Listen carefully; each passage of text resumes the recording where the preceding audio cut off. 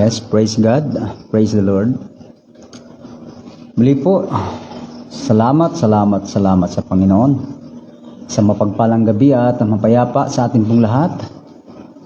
Sa lahat po ng mga abuti ng tinig sa gabi pong ito ay nawa ang biyaya ng Diyos ay sumainyo. Ang kalakasan, ang pagliligtas, ang kanyang habag at ang kanyang pagpapatawad sa atin. Napakabuti ng Panginoon, kaya patuloy nating naisin ang makaalam ng kanyang banal na kalooban. At sa gabi pong ito, muli po nating yayahan ang bawat isa na samahan tayo sa ating pagbubulay ng kanyang mga salita. At lagi nating isipin na walang ibang mahalaga na mangyari sa ating buhay kundi ay ang maganap ang kalooban ng Panginoon. So nandyan po mga kababayan, mga minamahal natin, ating programa muli nating mapapakinggan sa oras na ito. At maganda po na tayo po laging nagsisiyasat. Maganda po yung ugali na laging nagsiyasat, nagsusuri.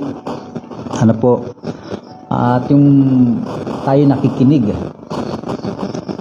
Nakikinig tayo ng mga pangangaral at ng mga doktrina, mga turo, mga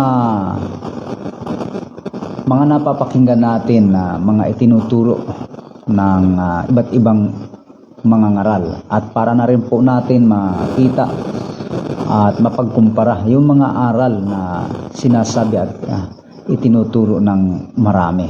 Ngayon, ang ating pong paanyaya ay mahalaga po ay lagi tayo nakabatay sa banal na kasulatan.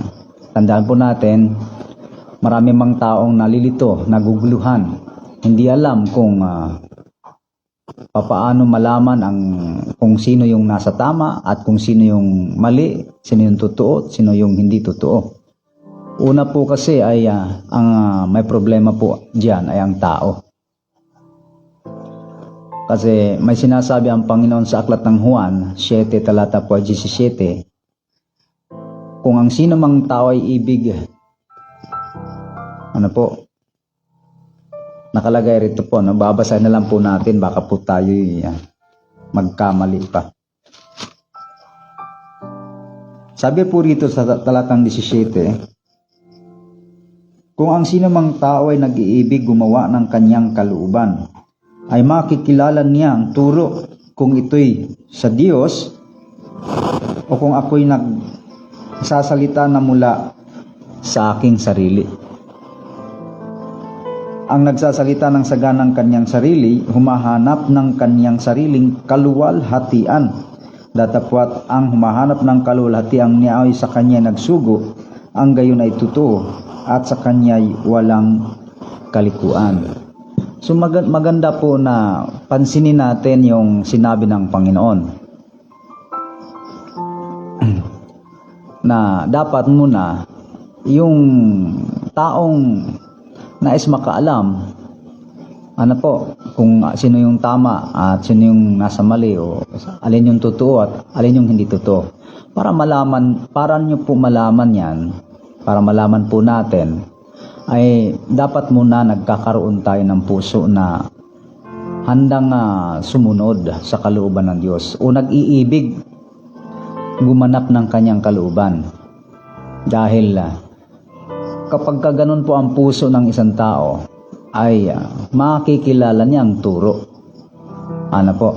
Yan ang sabi ng Panginoon, kung yan ay mula sa tao o mula sa sarili nung nagtuturo, nung nagsasabi, o yan ay mula sa nagsugo, sabi ng Panginoon. Kaya tayo ay magkaroon ng puso na dapat nandun yung pagnanasa na gustong maganap ang kalooban ng Diyos. Ayan. Sa ating pong patuloy na pag-aaral ng salita ng Diyos, ito pong mga usapin at aral tungkol po sa kaligtasan. Ito po ay matagal na pinagtatalunan ng tao ano po, mayroong mga nagtatalo kung saan ba tayo naligtas? Paano ba natamo ng taong kaligtasan? Sa pagsunod ba sa kautusan? O sa pagsunod o sa pananampalataya? O sa mabubuting gawa naman? So, paano po yan? Marami kasing nalilito, marami pong mga tao na parang kung pakinggan ay sasabihin naman ng iba na hindi, ganito yan. Sabi naman ng iba, hindi ganito yan. Ang alamin muna natin, mga kababayan, ay saan ba tayo iniligtas? Ano po? Saan ba tayo iniligtas o saan ba tayo ililigtas? Ayon. Mga kababayan, mas magandang alamin muna natin kung saan tayo ililigtas. Ano po? Kasi kaligtasan ang pinag-uusapan dito.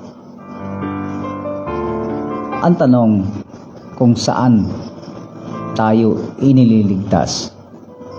So, maaaring sabihin natin saan tayo ililigtas or saan tayo inililigtas. Magkaiba kasi yun eh. Alam niyo po yung salitang saan, ano po, merong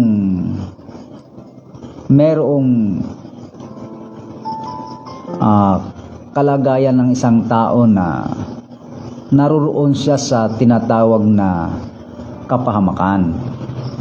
Ayon.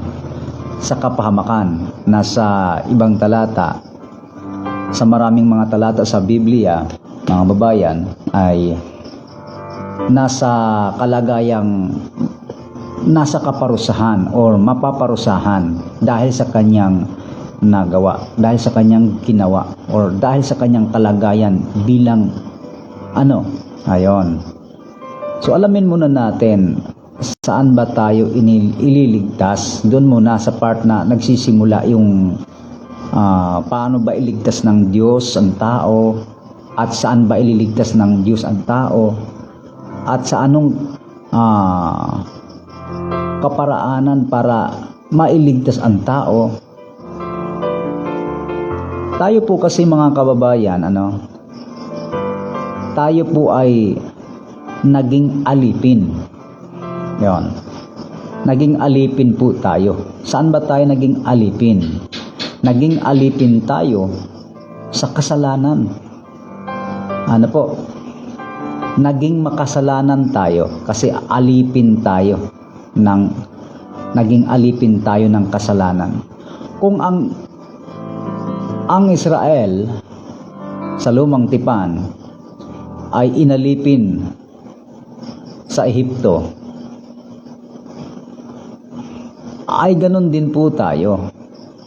Tayo ay naalipin din ng matagal na panahon. Naalipin tayo sa kasalanan.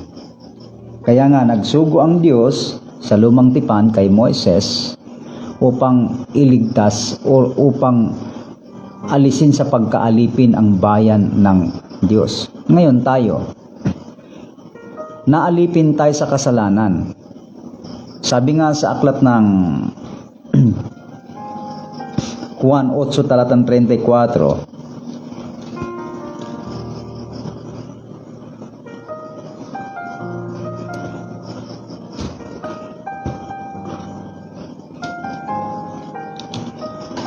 ganito po basahin po natin ang 8:34. Kasi maraming nagtatalo-talo kung saan tayo naligtas or ligtas na ba kapag sumampalataya or kailangan pa ng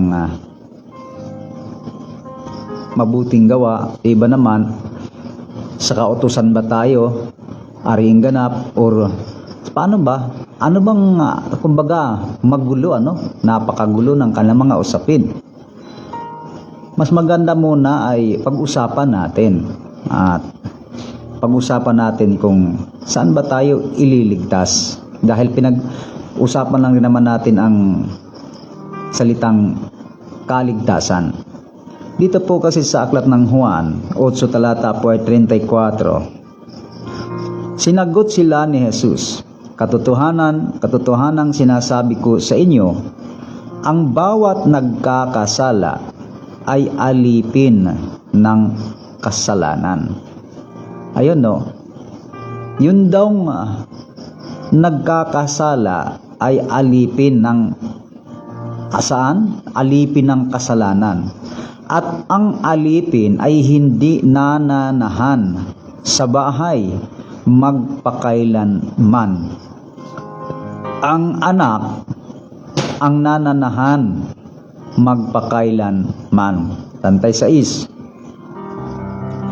Kung palayain nga kayo ng anak, kayo'y magiging tunay na laya. Yon. So merong binabanggit dito na alipin ng kasalanan. Sino? Ang bawat nagkakasala ay alipin ng kasalanan. Sa madaling salita, ang isang taong alipin, ito yung mga taong nagkakasala. Ngayon, kapag binasa natin ang Roma sa kabanatang 3, kahit simulan nyo sa talatang 10, lahat ay nangagkasala. Ayon, lahat nangagkasala, alipin ng kasalanan. Ayon. Ang sabi ng Panginoon sa talatang 36, kung palayain nga kayo ng anak, kayo'y magiging tunay na laya. Sino po ang magpapalaya sa atin sa kasalanan? Ang anak. Sino po yung anak? Ang Panginoong Hesukristo. Amen? Siya ang magpapalaya. Kaya nga po binanggit, mga kababayan, sa aklat po ng Mateo, yun yung layunin, yun yung purpose kung bakit ang ating Panginoong Hesukristo ay naparito upang bigyang kalayaan ang tao sa kasalanan. Ang tao ay palayain. Ano po? Papaano ba ang tao palalayain sa kasalanan? Una, naparito ang ating Panginoon, sinasabi sa aklat ng Mateo 9, talata 13. Ganito ang sinasabi.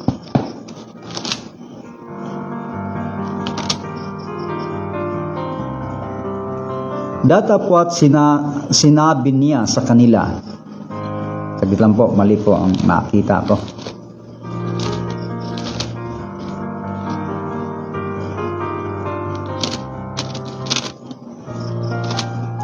Yon, 9 talatang 13. Check muna natin, baka mali na naman ating pagbasa.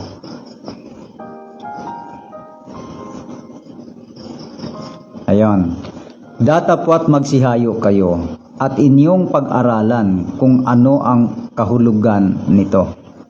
Habag ang ibig ko at hindi hain. Sapagkat hindi ako naparito upang tumawag ng mga matuwid, kundi ng mga makasalanan. Ayon. Nabasa natin na kaya naparito ang ating Panginoon para tumawag, hindi ng matuwid.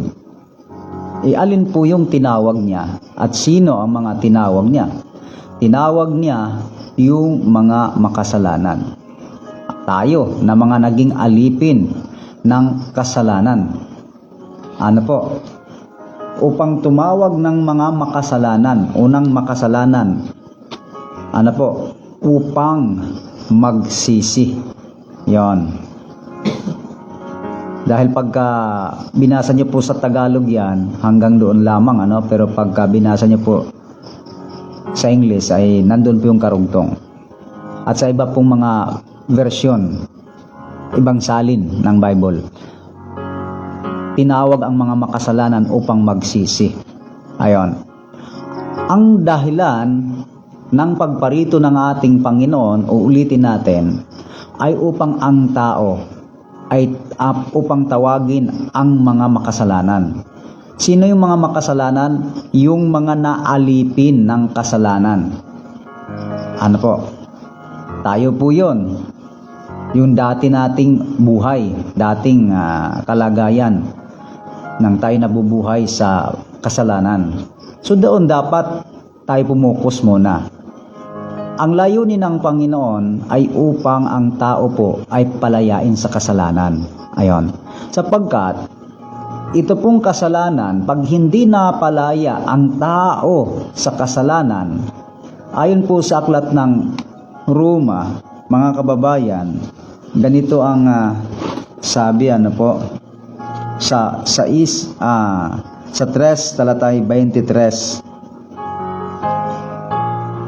o dito sa 6:23 ng Roma. Tingnan muna natin, ano po.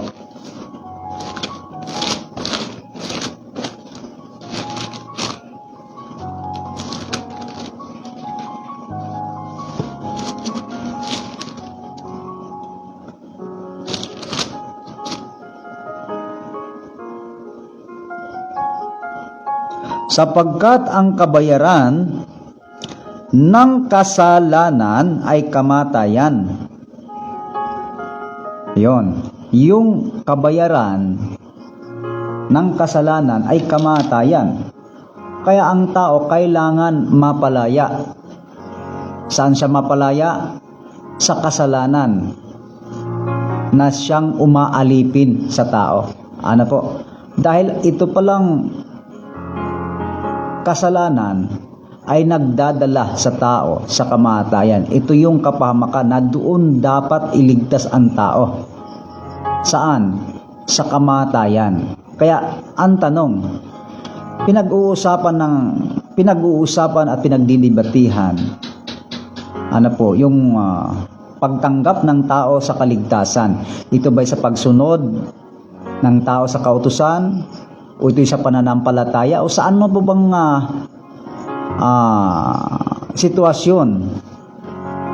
Ito ba'y sa paggawa ng tao na mabuti? Ano po? Pinag-uusapan lang rin naman yan, ano?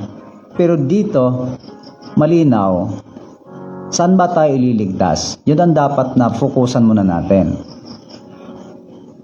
At kailan natin natanggap ang kaligtasan? Yun, maganda po yun. Idagdag na rin po natin yan. Ano po? Saan ba tayo ililigtas? At kailan ba natanggap ng tao ang kaligtasan? Yun. Baka naging general na po ang pangunawa ng iba dyan eh. Napapansin po natin, parang ang iniisip ng iba ay hanggang dumating ang Panginoon, hanggang doon na lang talaga ang ginagawa nila. Ayan. Dito muna, saan ba ililigtas ang tao? Ang wika, ano po, sa aklat ng Roma, sapagkat ang kabayaran ng kasalanan ay kamatayan. Ayon. Ang kasalanan nagdadala sa tao sa kamatayan. Mapaparusahan ang tao sa kamatayan dahil sa kasalanan. So yung layunin ng Panginoon, kaya sinapa rito, tawagin ang mga makasalanan. Ano po? Tawagin ang mga makasalanan upang magsisi. Yon. Pinapagsisi ang mga makasalanan. Ano po? Dahil ang taong makasalanan, alipin ng kasalanan. Kaya dapat ang tao maalis doon sa kalagayan bilang isang makasalanan. Kung kautusan ang gagamitin para mapatawad ang tao sa kasalanan, susundin mo yung utos, pero ang tanong, napawi ba yung iyong kasalanan? O, di ba? So, yun doon papasok yung salitang kailan natanggap, yung tanong, kailan ba natanggap ng tao ang kaligtasan? Sa pagsunod ba sa kautusan o sa kanyang pananampalataya?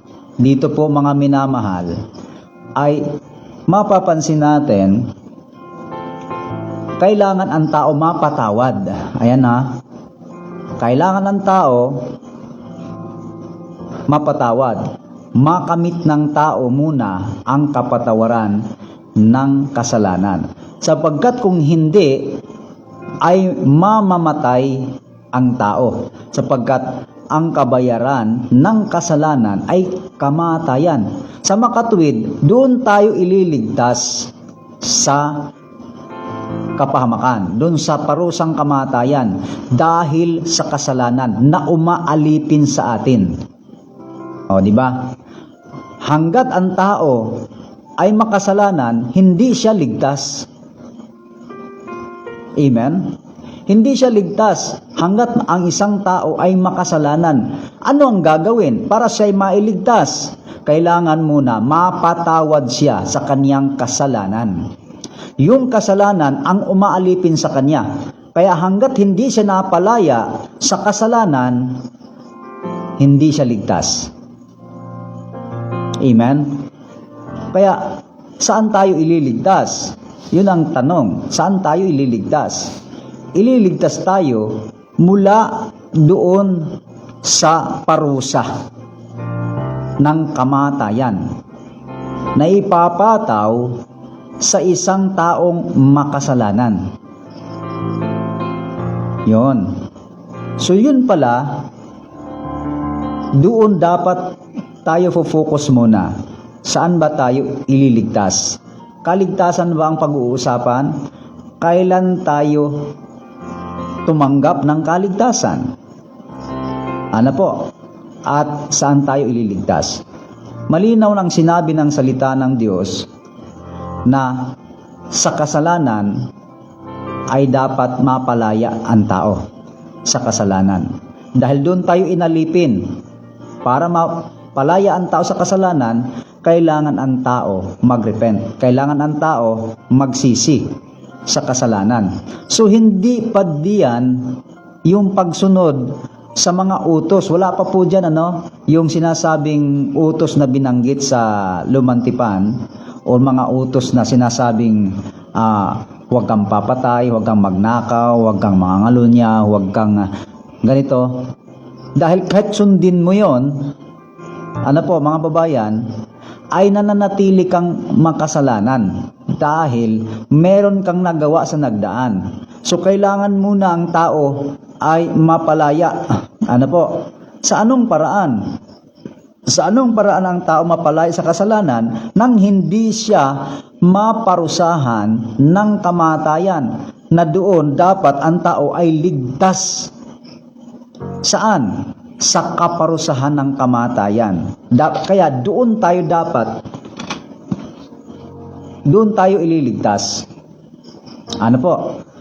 Doon tayo ililigtas. Basahin po natin sa pangangaral ng Ebanghelyo sa aklat ng Lucas. Ang mapapansin po ninyo sa 24, ganito ang sinabi. Lucas 24:47. At ipangaral sa kaniyang pangalan ang pagsisisi at pagpapatawad ng mga kasalanan sa lahat ng mga bansa magbuhat sa Jerusalem. Sa pangangaral ay ipangaral alin ang ipangangaral? Ipangaral sa kanyang pangalan, ang pagsisisi. Tingnan niyo. Doon sa Ebanghelyo ay ipangaral. Doon sa mangangaral. Di siyempre, yun ang layunin. para iligtas ang tao eh. Alin ang ipangaral? Ipangaral sa kanyang pangalan, alin? Ang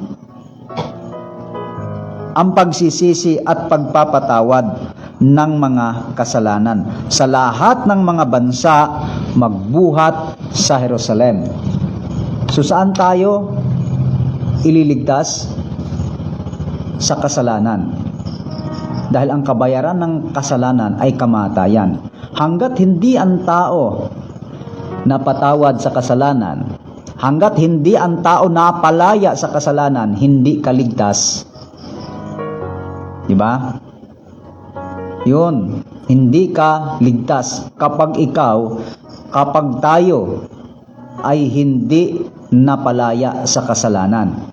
At mapapalaya lamang tayo sa kasalanan sa panahon na tayo ay nagsisisi at tayo ay patatawarin ng Panginoon sa ating mga kasalanan.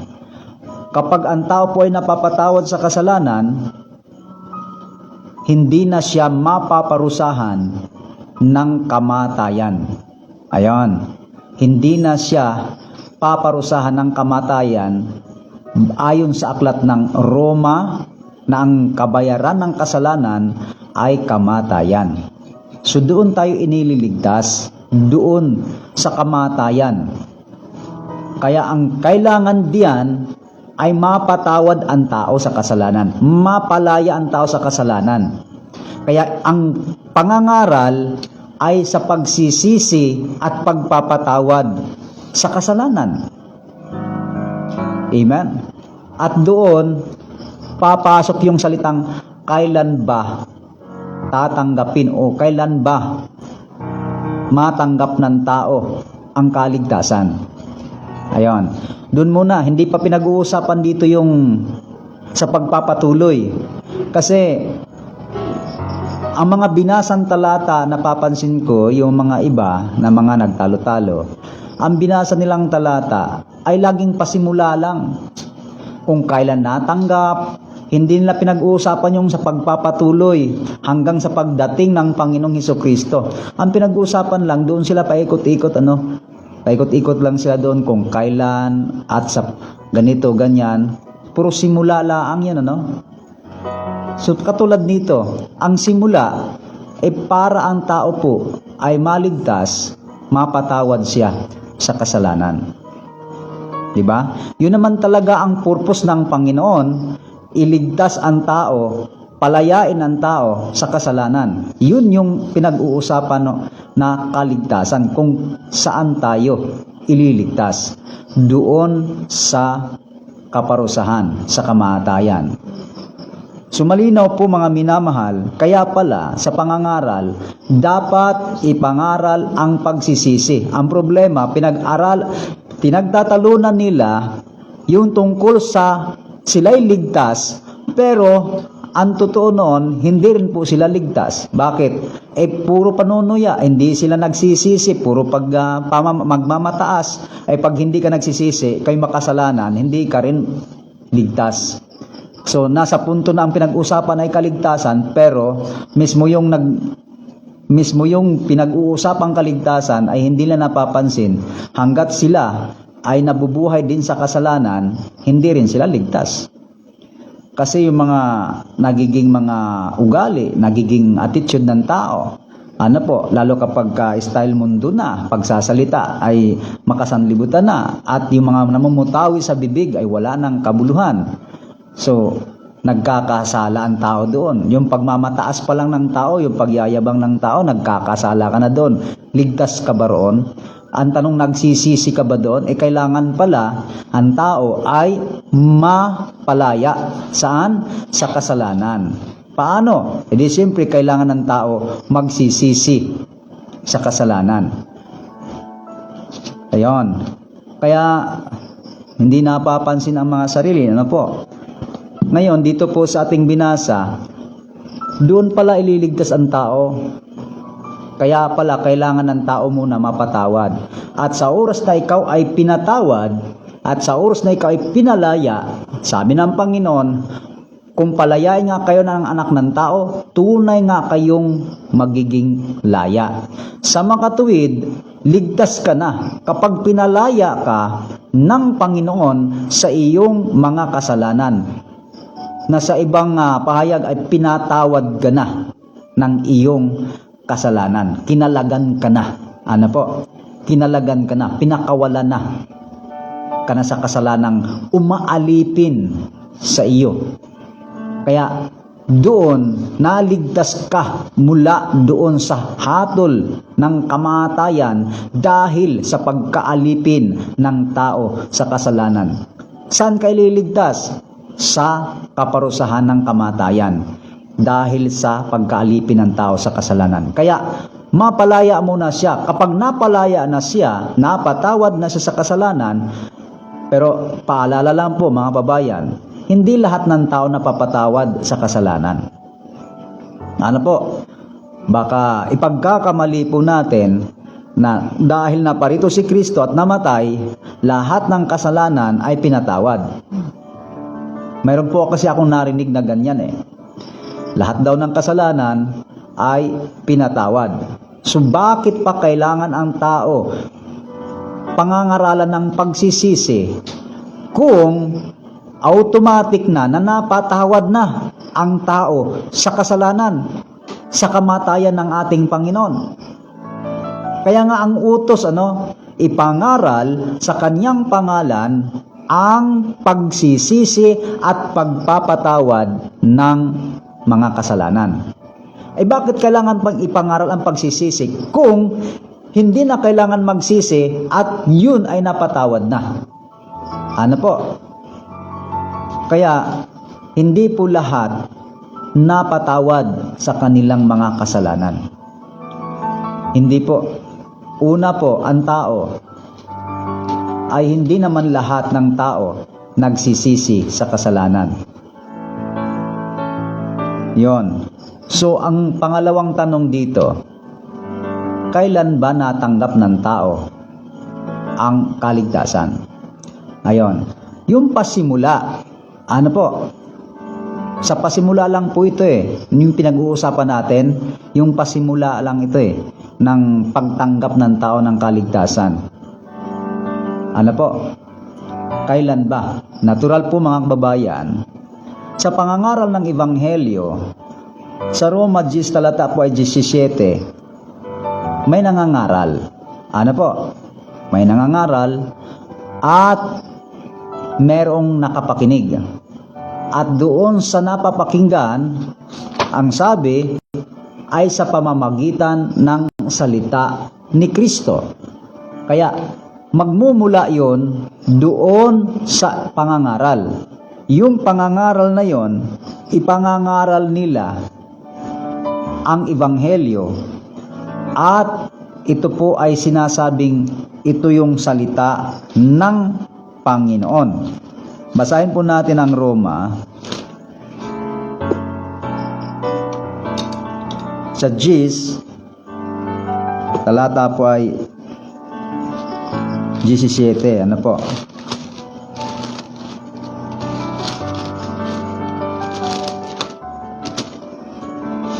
Kaya nga ang pananampalataya ay nanggagaling sa pakikinig, at ang pakikinig ay sa pamamagitan ng salita ni Kristo.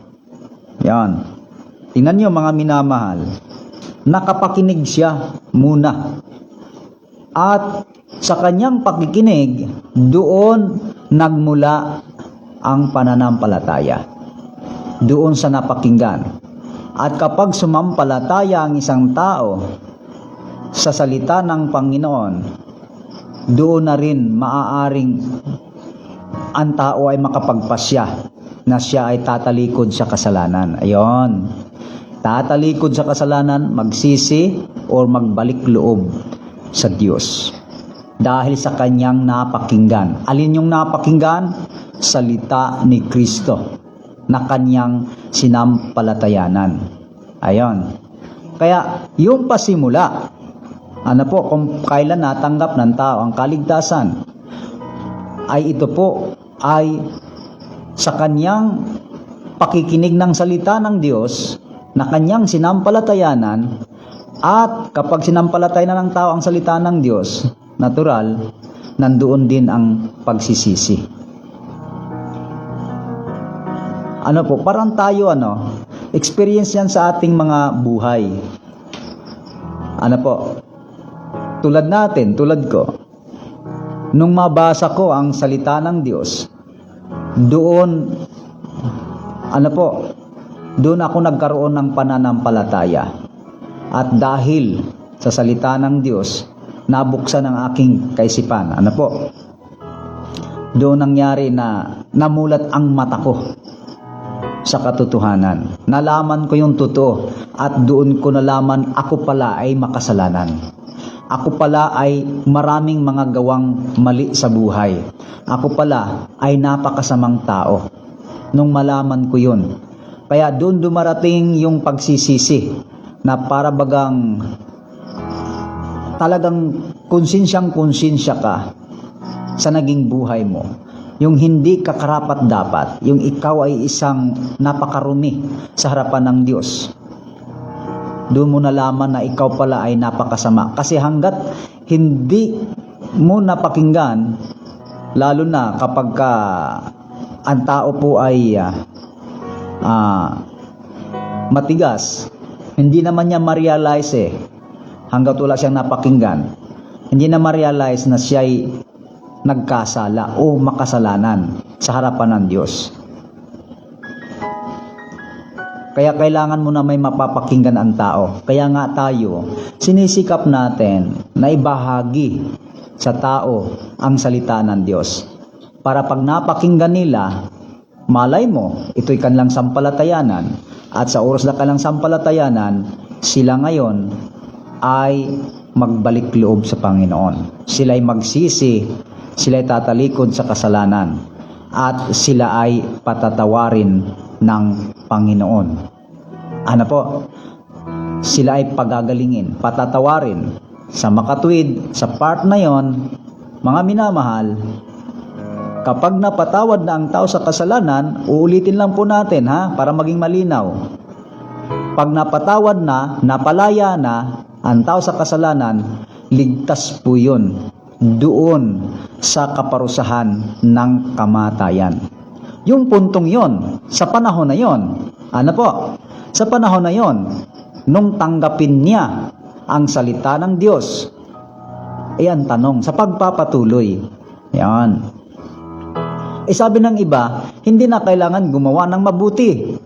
Doon lang kayo sa part ng simula ang inyong napakinggan, ang inyong binasa. Sa pasimula lang kung kailan natanggap ang kaligtasan at kung saan kayo ililigtas. Pero hindi ninyo isinama yung pagpapatuloy ng inyong buhay sa araw-araw.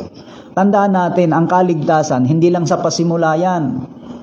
Dapat buong buhay ninyo. Hanggat kayo'y nabubuhay, dapat lagi kayo dun sa kalagayang ligtas. Dahil maaari po ang tao. Maraming talata sa Biblia na may mga tumatalikod. Kaya dyan papasok na kailangan mo talagang sumunod sa utos ng Diyos. Hindi ba kailangan ang utos ng Diyos? Sabi kasi ng iba, dun sa aklat ng Efeso daw, mga minamahal, hindi raw sa Efeso, ay hindi raw sa pamamagitan ng mabubuting gawa kayo naligtas, kundi sa pamamagitan ng pananampalataya. Kaya ang isip tuloy ng iba, hindi na kailangan gumawa ng mabuti kung ang hanap ng tao ay kaligtasan, dahil sa pamamagitan ng pananampalataya ay doon daw tinanggap ang biyaya ng Diyos. So anong ibig sabihin, mga minamahal? Hindi na nga ba kailangan ang paggawa ng mabuti? Kasi yung nabasa nila, yun yung pasimula lang ng kung paano natanggap ng tao ang kaligtasan. Pero sa pagpapatuloy, kapag binasa nyo ang aklat ng Efeso, napakaliwanag na meron kang gagawin. So napatawad ka na yung kasalanan. At yung pagpapatawad na yon ay biyaya yon. Ang tawag doon, biyaya sa atin ng Diyos. Ang makagagawa lamang noon ay ang Panginoon. Kaya tinawag yang galing sa Kanya. Biyaya ng Diyos. Hindi mo kayang gawin yung ginawa ng Panginoon para mapatawad ka sa iyong kasalanan, ay hindi magmumula sa iyong sarili, sa iyong mga sariling kaparaanan. Hindi po yun sa sinasabing hindi sa mabuting gawa. Hindi naman po ganun ang nakasulat eh. Basahin natin ang aklat ng Efeso. Dami tayong mga naririnig. Pagdating daw sa kaligtasan, hindi daw kailangan ng kautusan. Sa simula lang siguro sila nakafocus. Hindi sila nakafocus dun sa pagpapatuloy at hanggang sa maratnan sila ng Panginoon. Ano po? Dito po sa aklat ng Efeso, sa 2, sa talatang 8, sapagkat sa biyaya kayo nangaligtas sa pamamagitan ng pananampalataya, at ito'y hindi sa inyong sarili, ito'y kaloob ng Diyos. Hindi po sinabing ito'y hindi sa inyong sariling, ito'y hindi sa mabubuting gawa, kundi ang sabi dito, hindi sa inyong sarili. Ang ibig sabihin dito, kung saan nang gagaling. Ano po? Saan ba galing yung kaligtasan na yun? Sa iyo ba galing yun o sa Diyos? Sa Diyos galing yun, hindi yun galing sa ating sarili. Yun ang ibig sabihin nun. Hindi nagmula sa iyo. Sa makatuwid, dahil ang Diyos ang nagpapatawad sa iyong mga kasalanan. Yan. Siya ang nagbigay sa iyo ng kalayaan. Kaya, pwede talagang tatawagin mong galing sa Diyos yun. Kaloob ng Diyos yun eh. Yung patawarin ka sa iyong kasalanan, kaloob ng Diyos yun eh. Kaya biyaya. Ano po? Biyaya. Kahit na sinong tao, ano po, pagdating sa kasalanan na maaring makagagawa na mapatawad lahat ng iyong kasalanan, si Lord lang talaga ang makagagawa noon. Hindi mo kayang gawin yon. Siya lang makakagawa doon. Ayun. Yung sinasabing hindi mo lang sa sarili, pinag-uusapan doon kung kanino galing yung tinanggap mo. Hindi mo naman tinanggap yun kung galing sa'yo. Diba? Kaya tinanggap mo, hindi galing sa'yo. Yun lang po ang sa madaling sabihin, ganun lang yun. Pag sinabing tinanggap, hindi galing sa'yo. Pero kung galing sa'yo, ay hindi mo tinanggap. Kasi iyo yun eh. Sa'yo yun eh. Hindi naman galing sa'yo. Ano po? Kaya tinawag na biyaya. Galing sa Diyos. Tuloy. Sa pamamagitan ng pananampalataya. Ayon. Yung biyaya, natanggap mo yon sa pamamagitan ng iyong pananampalataya. Dahil nung ikaw ay makapakinig ng salita ng Diyos, mga kababayan, nung tayo na makapakinig ng salita ng Diyos, tandaan po natin, sinampalataya na natin. Kaya sa pamamagitan ng pananampalataya. Ayan. Dahil hindi ka rin naman magsisisi kung hindi ka nananampalataya. Kaya sa pamamagitan ng pananampalataya. Kaya ikaw ay napatawad, kaya ikaw ay nagsisi, nagkaroon ka kasi ng pananampalataya. At dahil sa iyong pananampalataya, nagsisi ka. Di ba? Na sumampalataya ka.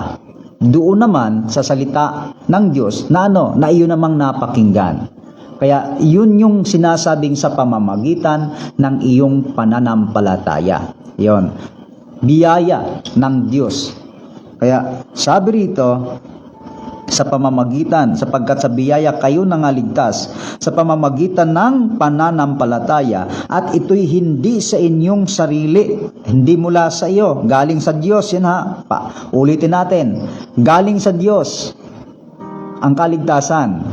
Ano po? Hindi mula sa iyo yung source na yon. Hindi ikaw ang nag-produce noon, ang Diyos. Kaya galing sa Diyos. Sa pamamagitan ng pananampalataya at ito hindi sa iyong sarili. Yan. Ito'y kaloob ng Diyos. Yan. Tuloy. Hindi sa pamamagitan ng mga gawa. Ayon. Alin yung mga gawa? Ito ba yung mabubuting gawa? Sa iba, agad nilang sinasamahan ito, dinudugtungan na hindi sa pamamagitan ng mabubuting gawa. Wala pa namang binanggit dito Sapagkat ang sabi rito, hindi sa pamamagitan ng mga gawa. Marami kasing gawa. Alam niyo po ang tao, marami kasi ang taong mga imbento. Yung iba, para mapatawad, nagpasa ng krus.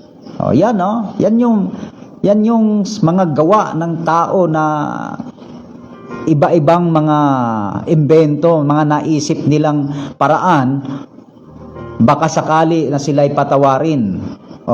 Naghahampas ng mga pamalo sa likod, naglalakad na nakapaa, naglalakad na nakaluhod. Tapos isipin nila, mabawas-bawasan man lang daw. Ayan, mabawas-bawasan man lang daw ang kasalanan. Kita nyo, sa kanilang ginagawa, hindi pa rin pala sila sigurado na mapatawad sila sa kanilang lahat ng mga kasalanan, kundi mabawasan man lang. Yun yung mga gawa. Hindi po ibig sabihin mabubuting gawa. Maraming gawa ang pinag-usapan. Kung gawa lang din naman ang pag-uusapan natin na galing sa ating mga sariling gawa, marami tayong maiisip. Pero hindi yan ang sinasabi ng Diyos. Hindi yan ang sinasabi ng Diyos. So,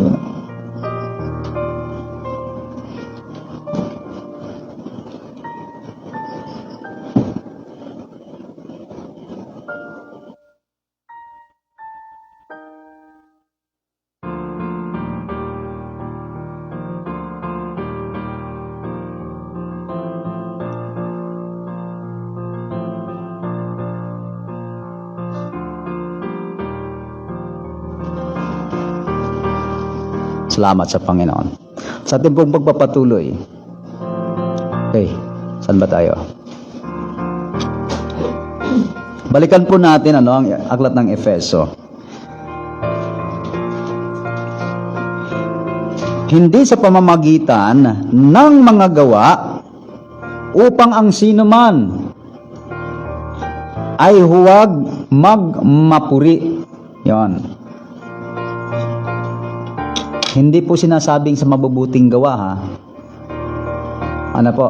Ang sinasabi rito ay hindi sa mga gawa.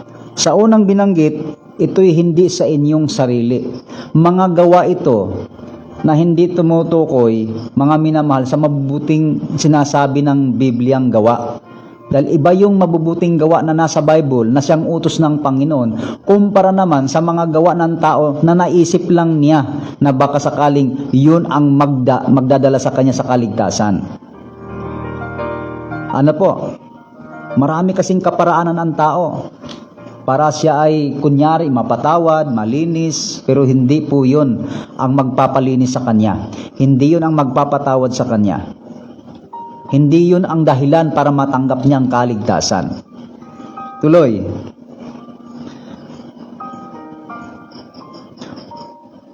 Sapagkat, ang sabi rito, upang ang sino man ay huwag magmapuri. Yan, para huwag magyabang.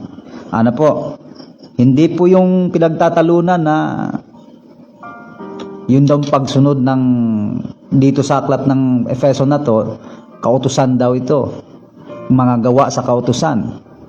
Ang sinasabi kasi dito mga gawa na sinasabi dito sa aklat ng Efeso na hindi yung gawa na sinabi ng Diyos. Ano ba yung sinabi rito? Para huwag magmapuri ang tao. Sapagkat tayo'y kaniyang gawa. Ayun naman pala kahit man tayo, gawa din ng Panginoon. Gawa din tayo ng Diyos. So ano po bang ipagmamalaki nating gawa? Tayo nga po, gawa tayo ng Diyos. Wala rin talaga tayong may pagmamalaki. Kahit marami ka pang nagawa, wala ka pa rin pwedeng ipagmamalaki sa Panginoon. Dahil pati tayo gawa rin ng Panginoon. Ano pang kasunod?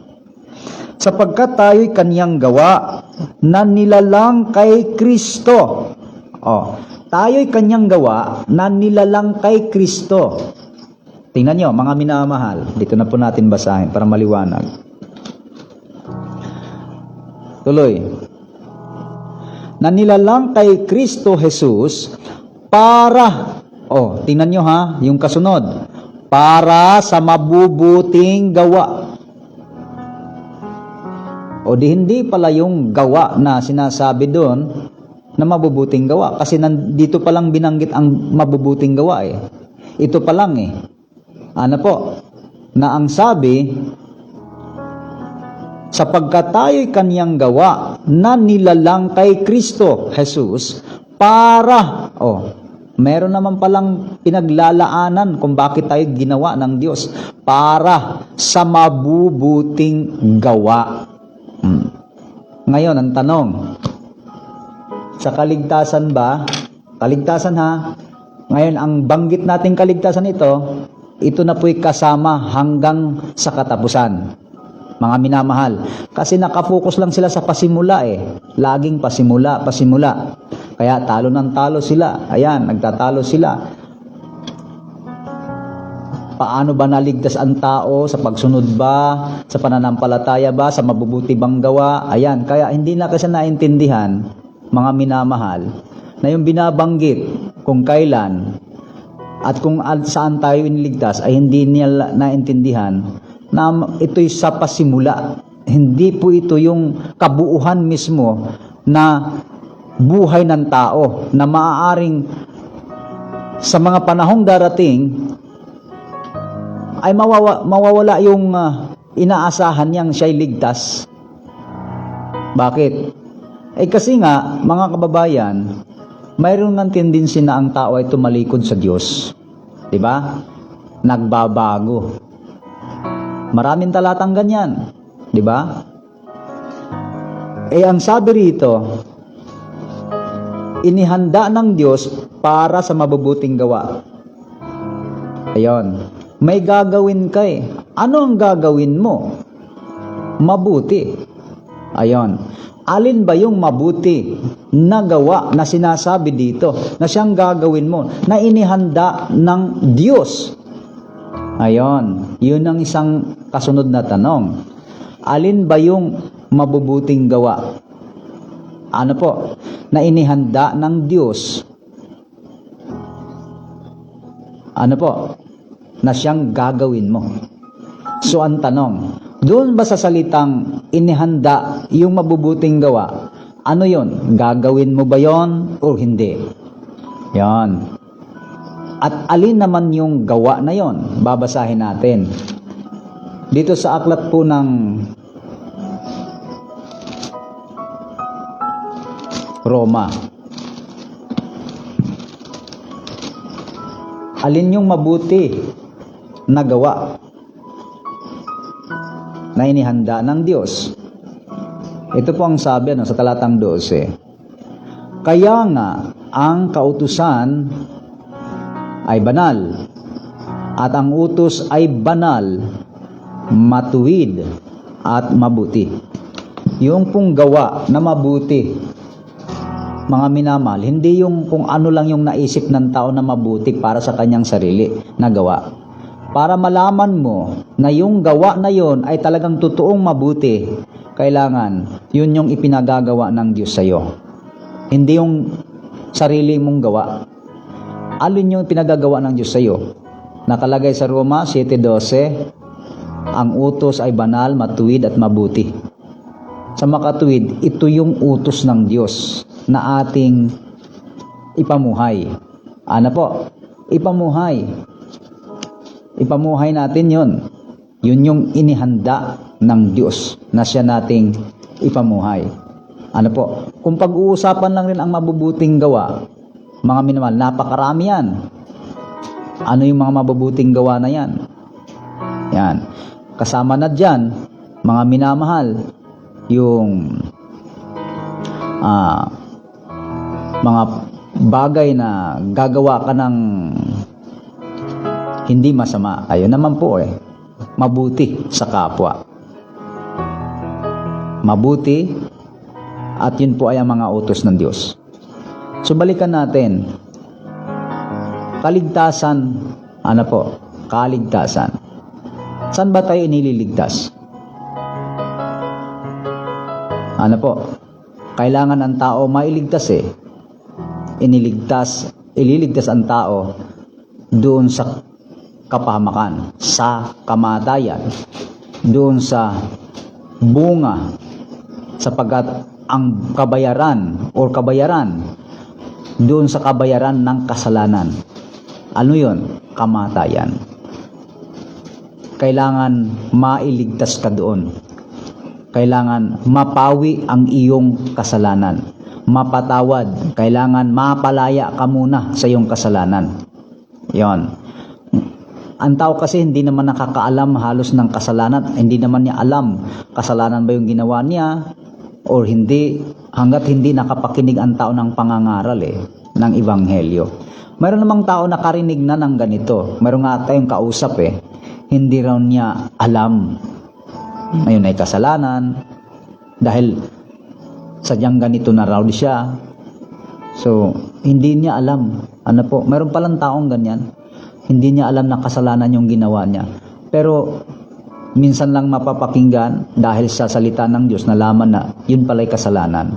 Di ba? Kaya kailangan talaga ng tao makarinig ng pangangaral ng Ebanghelyo. At para pag nalaman ng tao, doon niya matanto kung nasaan siya. Kung siya ba'y nasa kapahamakan na, hindi pala siya ligtas dahil siya ay nabubuhay sa kasalanan. So hindi ang pagsunod para mapatawad ang tao sa kasalanan at para maligtas. Hindi sa pagsunod para mapatawad. Yung simula, para ang tao ay mailigtas dun sa kamatayan, yung kasalanan na umalipin sa kanya, naging dahilan ng kaparusahan ng kamatayan, ang tao mapatawad sa kanyang kasalanan. At ang gagawa noon, ang Panginoong Hesukristo. Dahil siya'y naparito. Saan? Naparito siya sa sanglibutan, hindi para tumawag ng mga matuwid, kundi upang tumawag ng mga makasalanan para magsisi. Ayon. Kaya kailan ba natanggap ng taong kaligtasan? Kapag ang isang tao ay nakapakinig ng Ebanghelyo at siya'y sumampalataya at nagsisi at siya'y napatawad na. Pag napatawad na ang tao, natural, hindi na siya mapaparusahan ng kamatayan nung time na yon. Ay sa pagpapatuloy pwede siya magkasala uli. Di ba? At least alam na niya. Meron siya agad gagawin pag nagkasala. Anong gagawin niya? Ay di magsisi. Pero iba yun kaysa nung una. Kasi nung una pag nagkasala ang tao, ay gustong-gusto niya yon. Pero pag ikaw anak ng Diyos, yung kasalanan mo, hindi mo na gusto yon. Kaya talaga pong nagsisisi ang tao. Kailangan ang tao na malinis sa kanyang mga kasalanan habang nabubuhay, habang araw-araw siyang nabubuhay na naghihintay sa Panginoon. At para naman niya mababantayan yung kanyang sarili, baka siya ay lihis na, nandyan naman yung kautusan. Ibinigay ang kautusan ayon sa aklat, basahin po natin.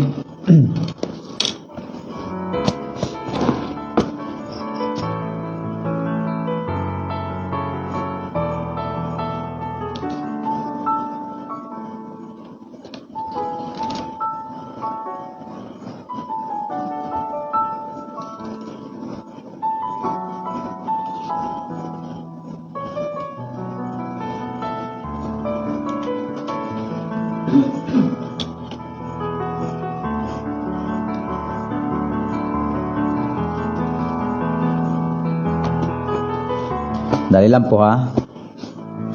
Nahanap ko lang po.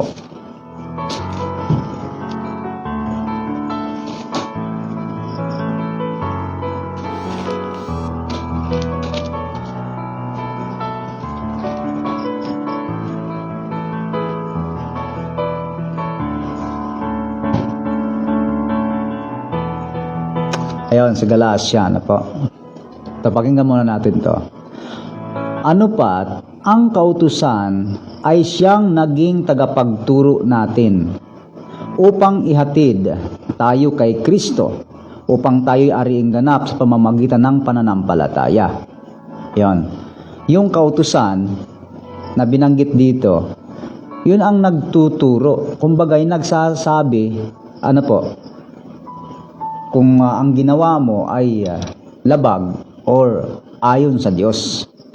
Dahil kapag walang alam ang tao sa kautusan, hindi rin niya alam kung ano yung kanyang ginawa.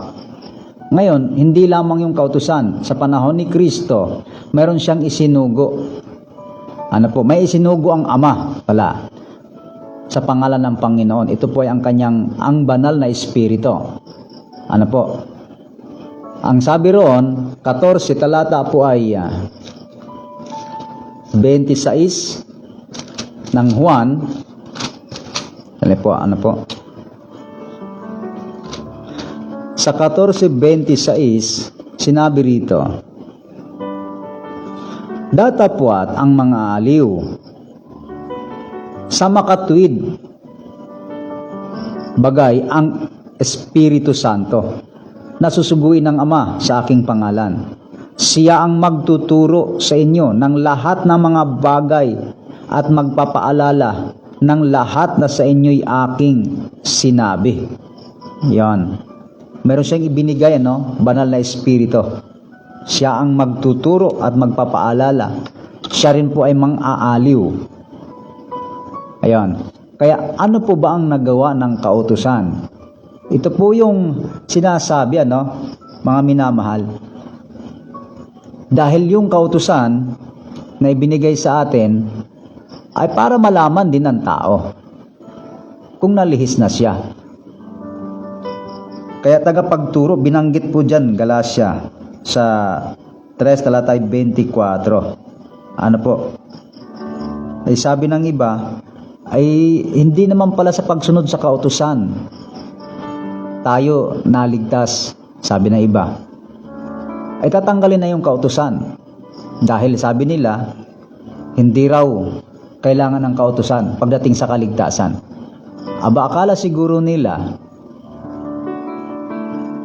mga kababayan, ay hanggang doon na lang sila sa simula. Hindi na sila magpapatuloy. Diba? Ay sa pagpapatuloy, ay mayroon kang gagawin.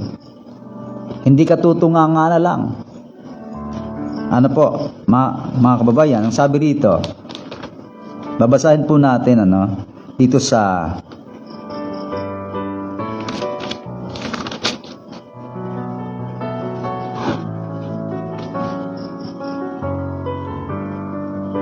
meron kasi silang sinasabi. Ano ba yung sinasabi doon sa aklat ng Galacia 3:11? Yung tanong, bakit daw sinasabi? Babasahin nga po natin muna yung Galacia 3:11.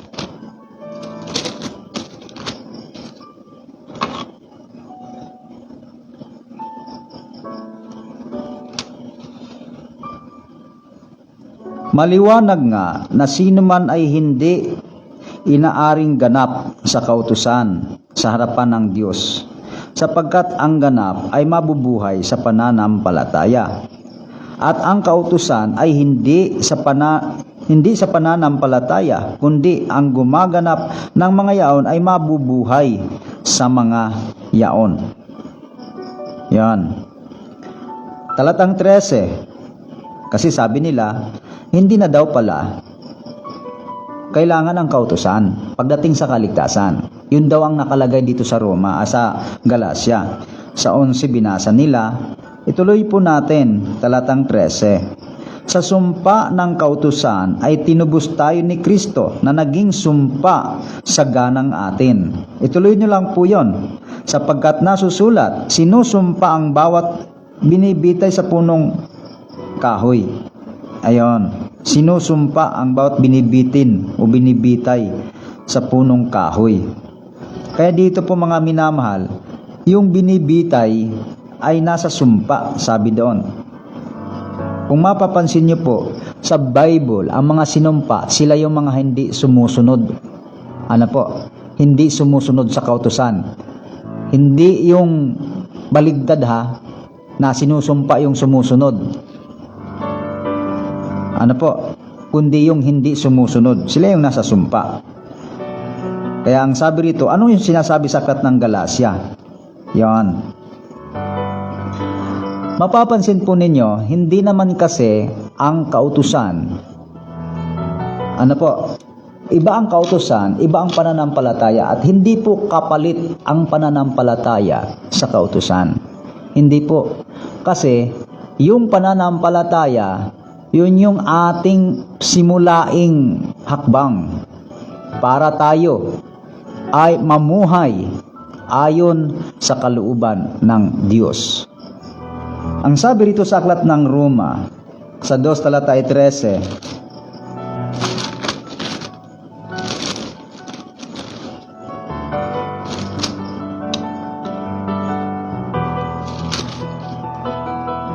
sabi rito, sapagkat hindi ang mga tagapakinig ng kautusan ang siyang mga ganap sa harapan ng Diyos, kundi ang mga nagsisitalima sa kautusan ay inaaring mga ganap.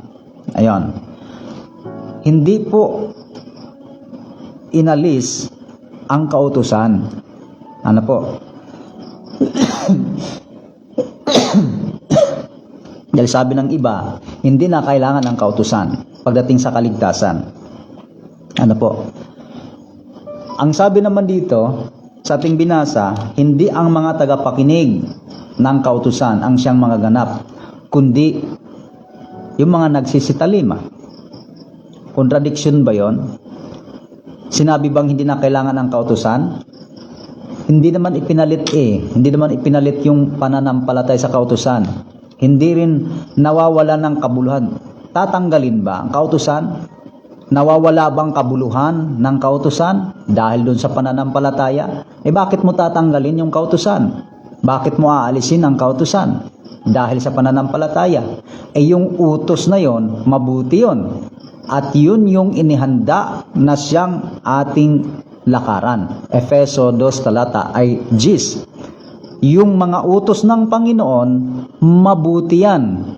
Yan yung ating gagawin. Hindi yan nawawalan ng saysay dahil sa pananampalataya. Bakit mo aalisin yan? Ito, babasahin natin dito sa aklat ng Roma.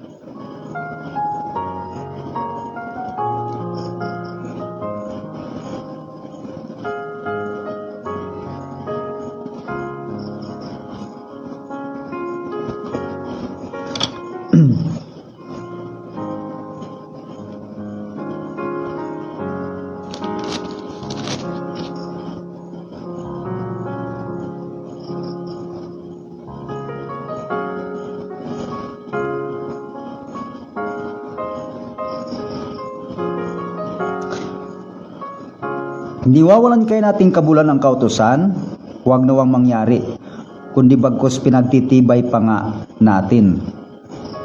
Yan. Niwawalan ba raw kabuluhan ang kautusan? Ano po? Dahil ba sa pananampalataya? Hindi po nawawalang kabuluhan ang kautusan, kundi pinagtitibay pa nga. Kaya magkasama yan.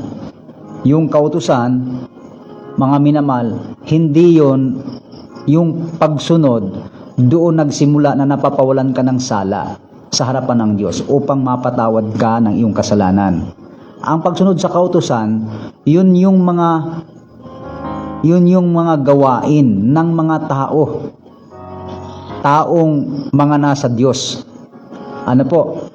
Taong nasa Diyos, sumusunod yan sa kautusan dahil ayaw nilang lumabag sa kautusan. At hindi natin pwedeng alisin ang kautusan nakapalit sa pananampalataya. Pinagtitibay pa nga yan Yun yung nasa kautusan ay ang mga mabubuting gawayan na siyang dapat nating lakaran. Paano mo aalisin ang kautusan? At bakit mo aalisin ang kautusan? Hindi po dapat ganun ang ating unawa na dahil sa sinasabi sa aklat ng Efeso at sa Galacia 3:11. Alam niyo po mga minamahal, yung binabanggit po dyan pag binasa niyong Galacia, Sa Galacia po, simula 1 hanggang sa huling-huling kabanata, mapapansin nyo mga pinag-uusapan dyan tungkol sa pagtutuli eh. Ano po? Sa pagtutuli. Mayroon kasi kautusan ang Diyos tungkol sa pagtutuli dahil sila, bagaman tinutuli, pero papaano habang tinutuli, hindi naman sinusunod ang kautusan. Yan. Hindi lang sinusunod ng kautusan, di wala ring saysay ang pagtutuli. Ano po? Yung pagtutuli sa laman na sinasabi natin sa Galacia 6, talata po ay 13. Kaya yan sabi ni Pablo,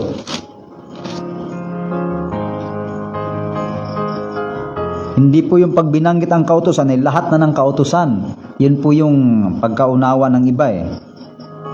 General na agad ang binabanggit. Mayroon pong sinasabi rito, basahin muna natin. Sapagkat yaon mang nangatuli na ay hindi rin nagsisitupad ng kautusan.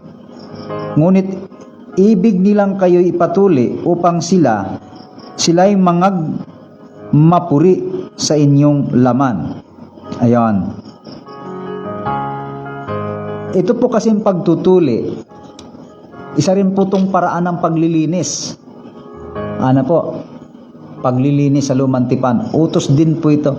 Pero mapapansin nyo ito, ay hindi na po ito applicable pagdating po sa kaligtasan na sinasabing literal na pagtutuli. Dahil alam niyo po, marami pong talata na umuugnay dyan sa pagtutuli na parang ang pumalit dyan ay yung ginagawa ay yung tulad ng sinasabing sa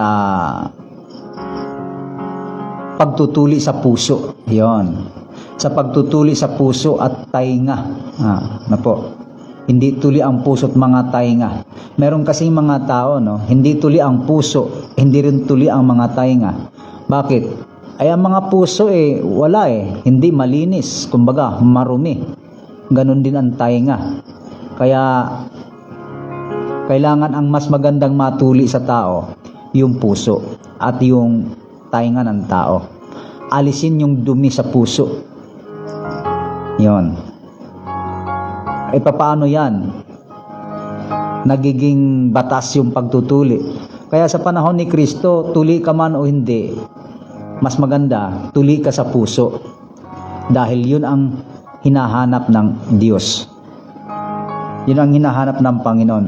So sa ating mga nakatagapakinig, balikan po natin yung topic tungkol doon sa kaligtasan ay dapat mo nang maintindihan.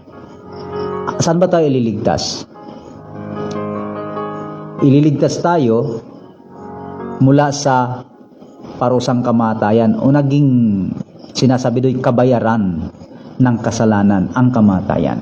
Kaya dapat ang tao talaga ay mapatawad sa kasalanan upang siya'y huwag maparusahan ng kamatayan at nang sa gayon ligtas ka.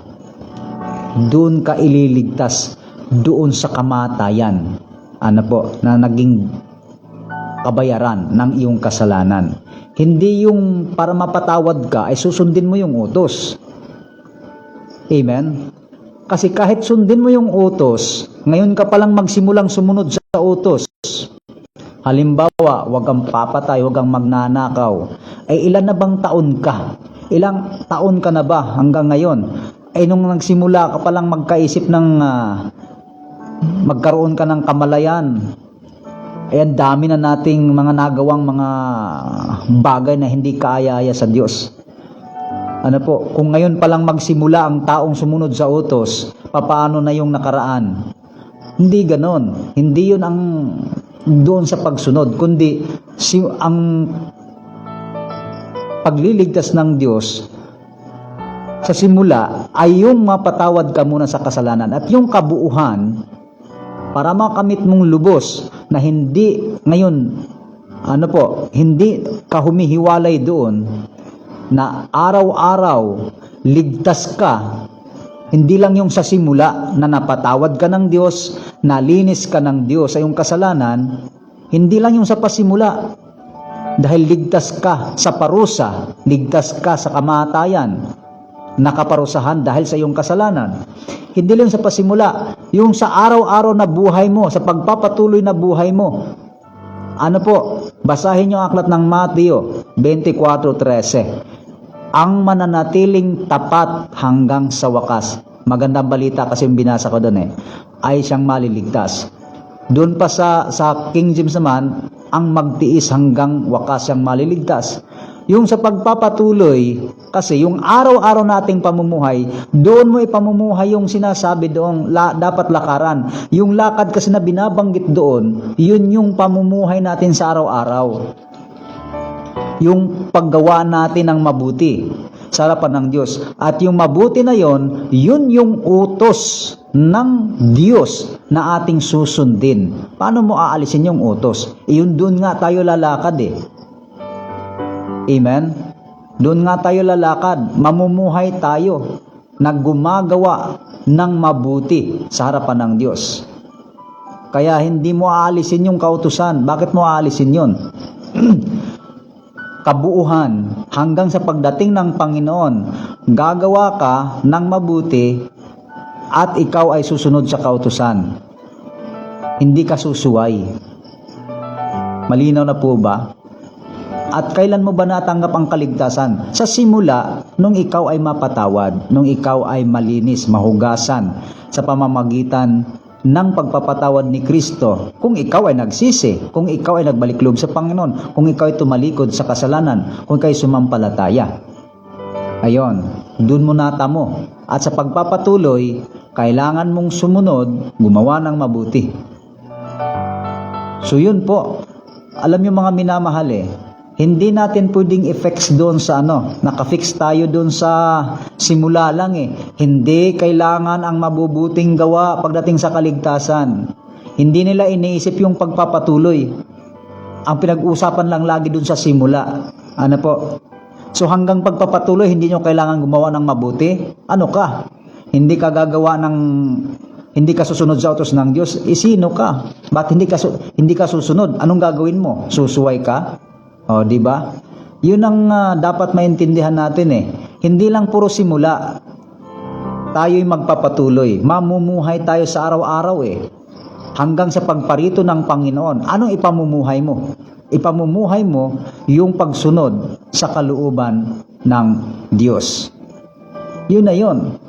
Kaya kailangan mong sumunod, gumawa ng mabuti, nang hindi ka masumpong ang makasalanan. Dahil pag hindi ka na sumunod sa utos ng Diyos, ang tawag doon, sumuway ka na. Ganun lang kasimple. At kapag sumuway ka sa utos ng Diyos, masumpungan kang makasalanan. God willing, ipagpatuloy natin to sa susunod, kung loobin ng Panginoon. Harinawa ay madagdagan natin to ng linaw sa ating mga babasahin pang talata batay sa banal na kasulatan. Sa inyo po mga nakikinig, God bless po, at sana po ay sa munting pagbubulay, pagtatalakay, mayroon din tayong mga napupulot kahit papaano. So umasa po ako sa Panginoon, kayo man ay makakaunawa ng mga bagay na ito na madalas na pag-uusapan. Sinong ligtas at paano naligtas at saan ililigtas at kailan naligtas, pinag-uusapan or ano ang nakapagliligtas sa tao. Marami pong mga ganyan, hindi na naalis doon sa simula. Doon sila lagi paikot-ikot sa simula. Pag-usapan niyo naman yung pagpapatuloy, yung araw-araw ng ating pamumuhay. Ganon ba kayo? Wala na ba kayong ginagawa? Nakatunganga na lang ba kayo habang kayo ay naghihintay sa Panginoon? Ayon. Ano bang ginagawa nyo araw-araw? Pag-usapan din naman yung araw-araw na ginagawa natin. Kailangan natin mamuhay na banal sa araw-araw sapagkat yan ang nais ng Panginoon. Masumpungan tayong walang anumang dungis o kapintasan hanggang sa pagparito ng ating Panginoon. God bless po sa ating lahat. Harinawa kayo pinagpala ng Panginoon sa salitang inyo napakinggan. God bless us all.